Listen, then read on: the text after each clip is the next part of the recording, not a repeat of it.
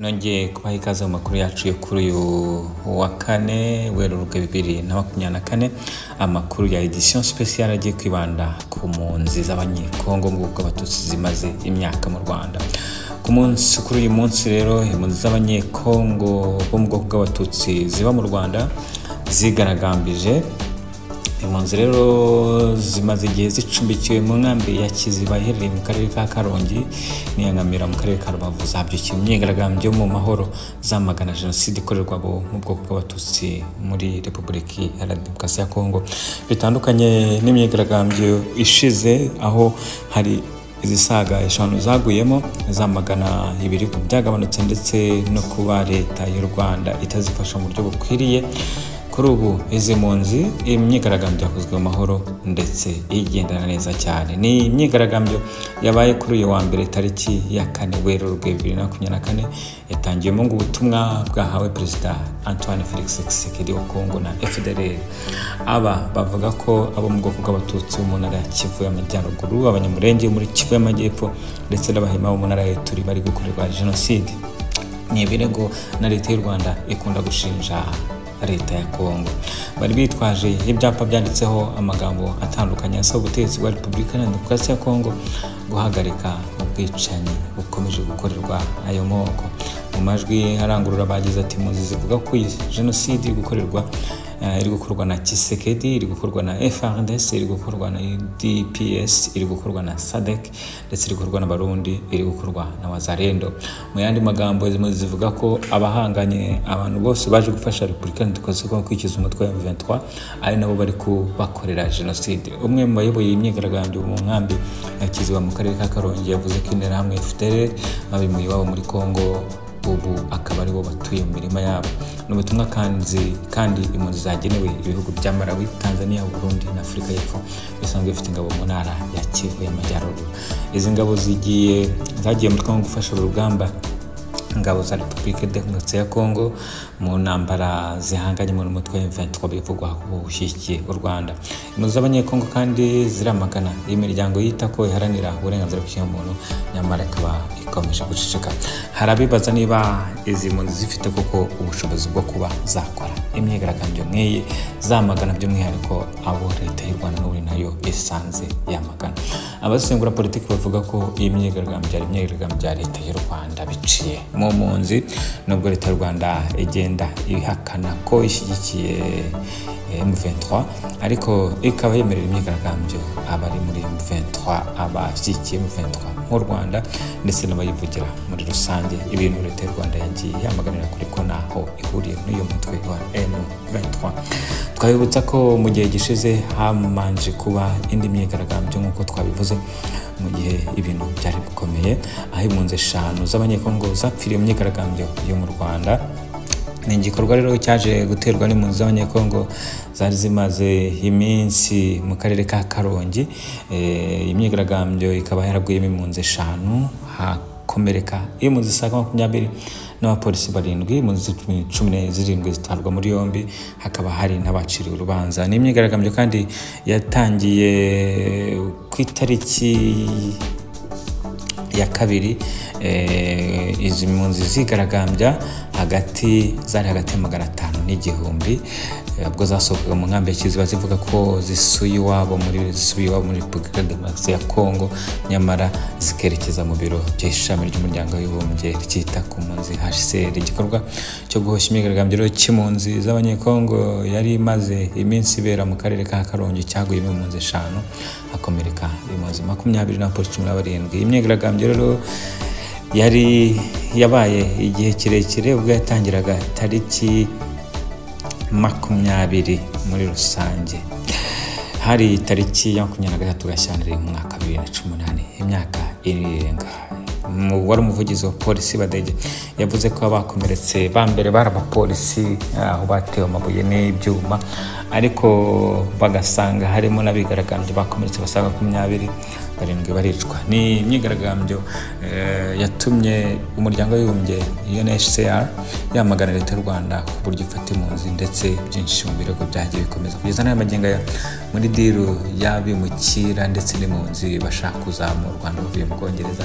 HCR igenda bitangamira igatanga urugero rw'uko zidafatwa neza bikurikije impunzi zapfuye mu myigaragambyo. Abasenguzi mu bya politiki bavuga ko kuba imyigaragambyo uyu munsi yabaye mu buryo bwemewe n'amategeko ntagire uyigwamo byanze kunze ishyikiwe na leta, ndetse bakavuga ko kuba kuko bakabishingira ko hari benshi mu mpunzi guhera muri 2018 imyigaragambyo yaguyemo benshi muri bo bavuga ko hazamutse umwuka mubi kuvuga ko badashyikiye leta y'u Rwanda mu buryo bafata. Makuru yacu tuyakomeze tubabwira ko ikinyamakuru Igihe kivuga ko abanyarwanda ba Uganda baheze hagati mu rurimi bazizwa kuvuga ikinyarwanda. Benshi bakunze kugaruka ku ihohoterwa n'ihezwa rikorerwa abaturage bavuga ikinyarwanda mu burasirazuba bwa Repubulika Iharanira Demokarasi ya Kongo, nyamara hakirengagizwa ibibazo uruhura abanyarwanda muri Uganda bahura nabyo ku buryo uwavuga ko babuze kirengera ataba ari kure. Ni inkuru yanditswe ni Iradukunda Serge ku kinyamakuru Igihe. Buri gihe rero iyi ngingo nk'iyi izamuwe, benshi mu batazi amateka y'akarere k'ibiyaga bigari cyangwa abakiri bato bibaza impamvu buri munsi humvikana ko hari abaturage bavuga ikinyarwanda cyangwa bafatwa nk'ubwoko bw'abanyarwanda ariko baba mu bindi bihugu. Umuzi w'iki kibazo ngo kubiye amateka agoye y'u Rwanda. Benshi muri aba baturage n'abageze muri ibi bihugu igihe abakoloni bagabaga imbibi z'u Rwanda, ibice bimwe bikajya kuri Uganda, ibindi kuri Tanzania na Repubulika Demokarasi ya Kongo. Abanyarwanda bari batuye muri ibyo bice by'u Rwanda bahise bahinduka abaturage b'ibyo bihugu. Uretse abagiye kubera ikatwa ry'imipaka, hari abanyarwanda bisanze muri ibi bihugu by'ibituranyi kubera ikibazo cy'ubuhunzi cyatangiye muri 59. Imiryango myinshi yaba mu 1994 nyuma ya jenoside yakorewe abatutsi yatashye mu gihugu, ariko hari n'abahisemo kuguma muri ibi bihugu bibacumbikiye. Uretse hari n'undi mubare muto abanyarwanda bisanze mu bihugu by'abaturanyi cyane cyane muri Uganda, kuko abasekuruza babo bagiye kera bagiye gupagasa. Aba ntabwo bashyirwa mu bagiye bahunze cyangwa abakatiwe imipaka.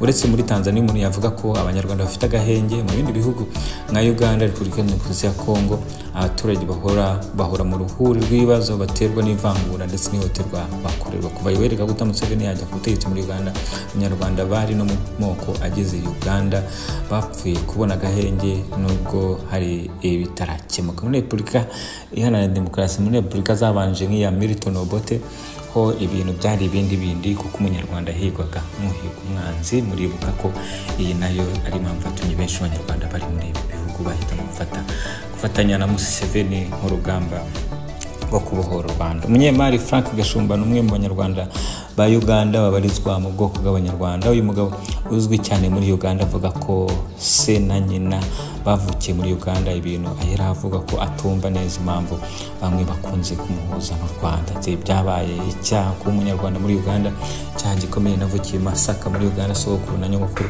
bimutse bava mu Rwanda muri 92. Muri 1922 sogokuru na nyogokuru bombi bashyinguwe ayi Masaka. Data yashyinguye Masaka, mama abi Masaka. Nta mubano wa hafi mfitanye n'igihugu cyitwa u Rwanda, isano yonyine ihari ni sogokuru na nyogokuru. Nubwo Frank Gashumba avuga gutya, abatavugira umutegetsi muri Uganda bakunda kumushinja kuba agent cyangwa inasi y'u Rwanda ikorera muri Uganda, bityo akaba ibyo avuga bidakwiriye. Umubano w'u Rwanda na Uganda mu gihe wabaga nabi cyane wasubiraga irudubi. Abanyarwanda bavuga inkuru bagize ibibazo, hari n'ibivugwa ko bahohotewe banakubitwaga. Kenshi bivugwa ko bari bashyigikiye Perezida Paul Kagame, ahubwo ngo bari bashyigikiye RNC na Kayumba Nyamwasa akaba aribo bagirirwa neza. Ni amakuru special. Ibi byose biterwa n'ikibazo cy'impunzi zo mu Rwanda, kenshi ziri mu bihugu bitandukanye, yaba FDLR, yaba RNC, yaba n'abandi bavuga ko bahunze ubutegetsi bwa Paul Kagame. Ibibazo bitera akaduruvayo iyo bashyikiwe ni guverinoma bahungiyemo mu gihe bashatse kugaruka mu Rwanda. Nyamara leta y'u Rwanda ihora ivuga ko nta kwitagira ngo abahunze bagaruke, kandi ifite politike nziza zo kubagarura. Hagati aho ariko nubwo ivuga gutya, hari abavuga ko politike zayo ari politike zicyura abantu basanzwe, ariko abaharanira politike kujya muri politike urubuga rufunze, ndetse nta kundi bagaruka guhari gufatika kwashyizweho na leta y'u Rwanda. hagati aho ariko ikibazo cy'impunzi gikomeje kuba nyine agatereranzamba mu gihe na politiki ifatika y'ubworoherane ndetse no kuganira ihari. Ni amakuru yacu ya RTIM nawe ukomeje kurikirana. Reka mbifuriza umunsi mwiza cyane mu gihe ikibazo cy'abavuga ikinyarwanda muri Uganda n'ikibazo cy'abavuga ikinyarwanda muri Congo gikomeje guteza akaduruvayo mu karere. Ese mama bizagarukira he? Bana natwe makuru yacu tuzabisengura amakuru yacu ataha. Bye bye, Uwiteka barinde. Mbere na mbere amakuru, urashaka visa, kwiga, gutura cyangwa kuba i Burayi, twandikire kuri guteranya 49 173 8904 ubundi tukugezeho amakuru n'ubujyanama bujyanye no kwabona visa byihuse. Ufite umwana wawe ushaka kwiga uri Burayi se urashaka ibyangombwa, tugane ubundi tukugeze ku bibazo, tuguha ibisubizo by'ibibazo ufite muri rusange by'imiturire ndetse na immigration ku Burayi, Canada ndetse na Amerika. Inkuru nziza rero yatashye abanyarwanda, ni ubujyanama bwacu, tugane serivisi nziza zinoze ziragutegereje.